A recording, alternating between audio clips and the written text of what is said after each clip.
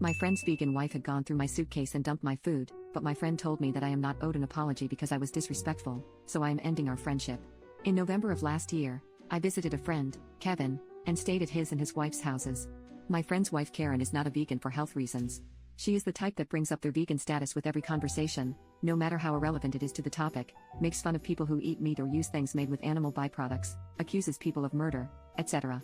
She calls any food that is not vegan trash and garbage. Example, when we would hang out before they moved and she was there, she would always ask how people could eat such garbage whenever we had meat. It was annoying, but I never got confrontational with her about it. Well, Kevin is not a full-fledged vegan, as he eats fish. However, his wife does the grocery shopping, so everything outside of fish is vegan, and he eats/drinks it. He buys his fish and has a mini kitchen to prepare his meals away from hers. The day before I visited them, Karen sent a short list of food rules I had to follow. One rule was that I couldn't store non-vegan food items in either kitchen. I asked if I could bring milk, and she agreed, but I had to keep it in the fish fridge. All the food I ate at their house tasted off, even the breakfast waffles and the tuna casserole Kevin made for a Saturday afternoon for lunch. It's not like it tasted spoiled, it was just off. Weird. It's a little gross. I've never eaten vegan, so I figured it was food made with vegan ingredients. I couldn't eat anything after a few bites. I had, fortunately, packed a few protein snacks that I kept in my room inside a zippered canvas bag at the bottom of my suitcase. I ate some street food from the market that Kevin, our friends, and I went to Saturday after lunch, and I ate like a horse at the restaurant we went to that Saturday night, and I am not ashamed. My husband and I are supposed to visit them this weekend, and Karen called me a couple of hours ago. She wanted to tell me that I wouldn't be allowed to bring any milk this time. She also said that my husband and I also couldn't bring any snacks and that I should have asked last time. She had gone through my suitcase when Kevin, our friends, and I were out at the market and found my snacks. In addition to that, she also told me that she replaced my milk with almond milk and thought that was just hilarious. I drank milk Friday night before bed and one glass Saturday morning. Then, Kevin told me he used it to make our waffles and wanted to save the rest for the casserole at lunch.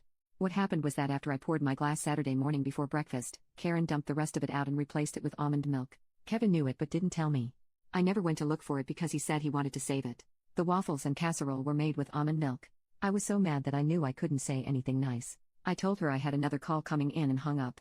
After I calmed down, I called her back to ask why she had gone through my suitcase and why she dumped my milk. She told me it was her house and she had a right to know, so she could go through my things. She said she dumped my milk because nobody could tell the difference between cow's milk and almond milk and that I wouldn't have known if she hadn't told me. I called her a controlling, self-centered freak, told her that Kevin has a stash of real cheese hidden in the fish fridge that he sneaks into his food, and hung up on her. Then I called Kevin. He sided with her and told me that I pushed the line when I asked to bring milk and that it was insulting to order meat when we went to dinner. We argued, and I told him that our lives seemed to go in different directions and that we didn't need to be friends anymore. I probably should have asked if having non-vegan snacks in my room was okay, or I could have kept them in my car. I also shouldn't have called her names. I was a guest at their house, and Kevin has me half convinced that as a guest, I should have respected Karen's veganism and not had any non-vegan food at all. My husband thinks they're in the wrong and that since their lifestyle is not one the majority of the population follows, they should have made exceptions since Kevin gets a fish exception.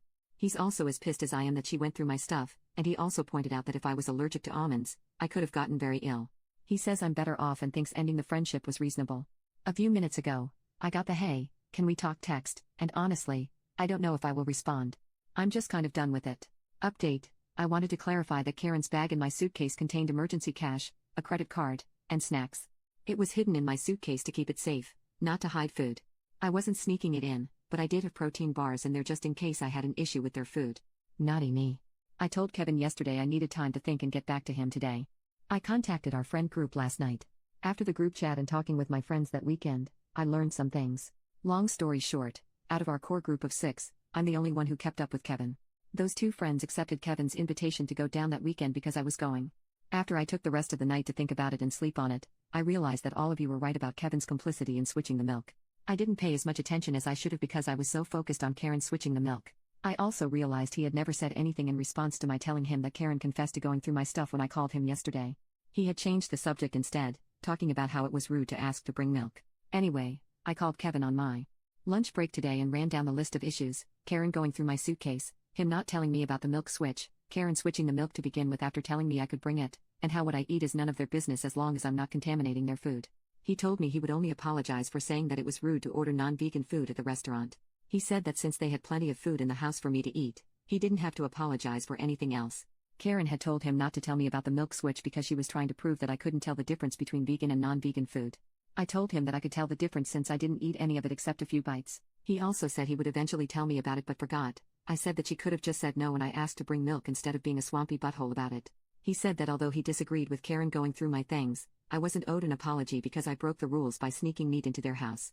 I told him I had only been told I couldn't have non-vegan food in both kitchens and that it was left over from my drive to their house. I hadn't done anything wrong as long as I didn't switch it with their food like someone else. The last thing he told me was that I wasn't getting an apology from him because after I told Karen about his cheese stash yesterday afternoon, she unplugged his fish fridge.